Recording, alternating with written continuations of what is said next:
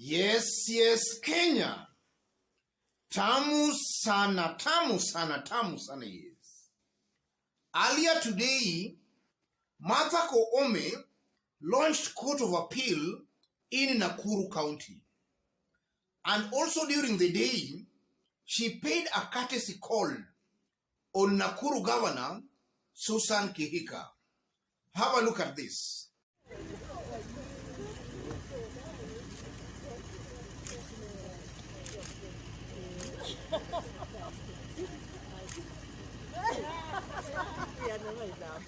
We are never enough. How are you? Thank you. Oh, it's a pleasure. How are you, President? Thank you so much. But who are you?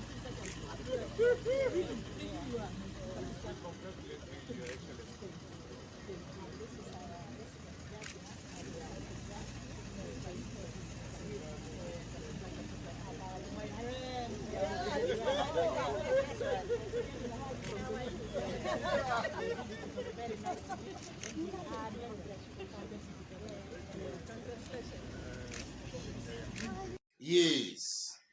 And then after that, the Judiciary Kenya, taking to their Twitter handle, had this to say: the Judiciary Kenya, we feel greatly honored as Nakuru County to have a permanent court of appeal to handle appeals emanating from this region.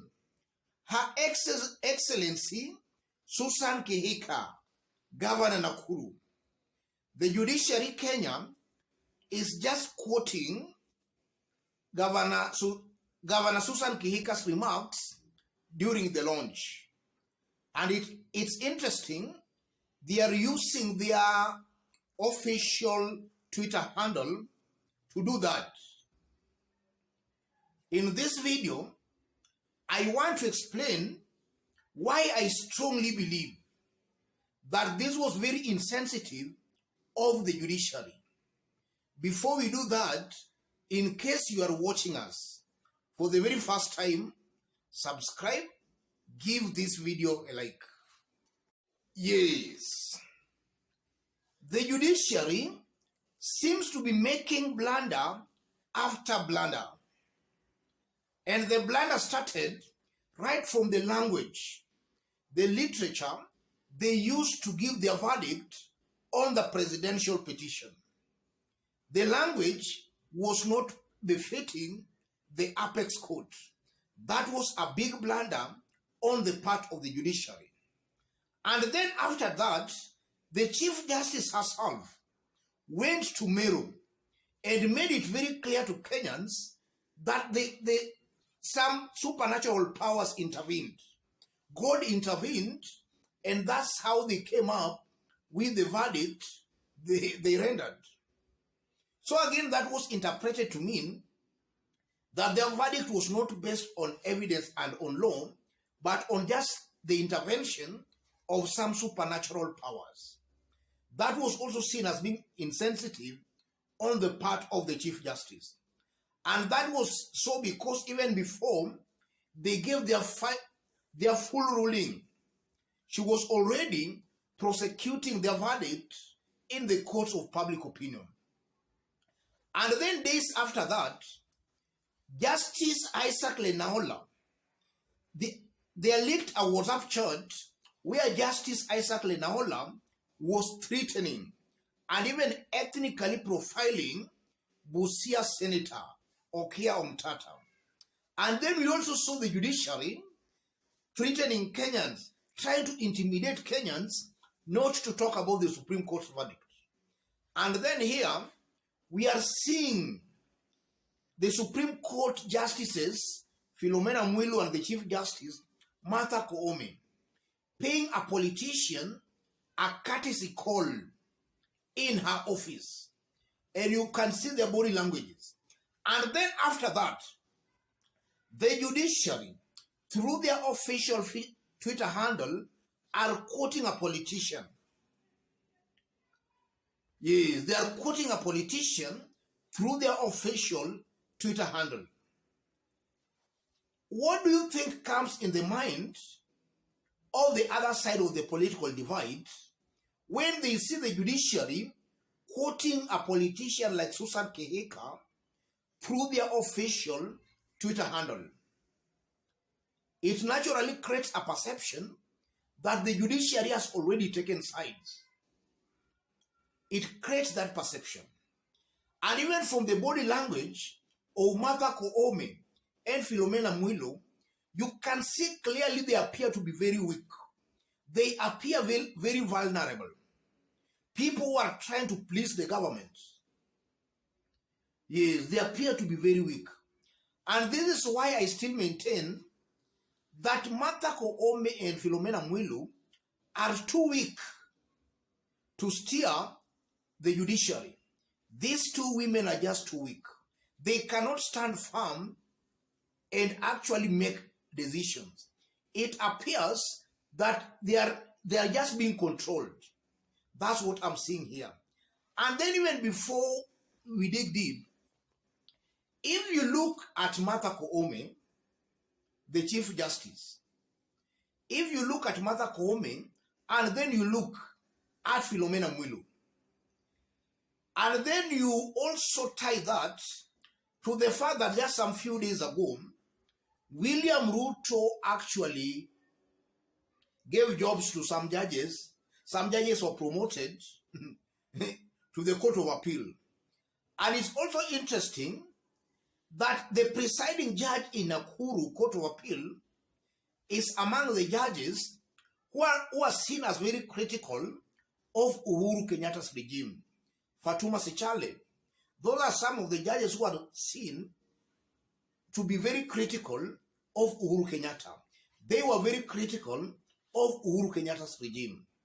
And then if you look at Weldon Korir, another critique of Uhuru Kenyatta's regime is also being posted in Nakuru Court of Appeal. All these things, ladies and gentlemen, shows clearly that Martha Koome and her deputy, Koome Mwilu, they are actually not strong. They are weak. They are vulnerable. The executive is actually trying to manipulate these two Supreme Court judges. And in one way or the other, it can also be interpreted to mean that the judiciary, and in this case, Martha Koome and Koome Mwilu, are actually saying thank you to William Ruto's recent appointment of or rather recent swearing in of the 5 Supreme Court of Appeal judges. It's as if Martha Koome and Koome Mwilu are telling William Ruto thank you. And also we know that Ruto has pledged some amount to the judiciary. It appears clearly that the judiciary is just saying thank you. And also in the court of public opinion, for a politician to be seen as the one spearheading the launch over court, or in this case, Court of Appeal, it creates a perception that that politician or the wing of that political side are going to have an upper hand in that court. Because we have seen before where politicians influence even creation of police stations and police posts, politicians now assumes that those police stations and police posts are theirs. They can even walk into that police station to intimidate even police officers.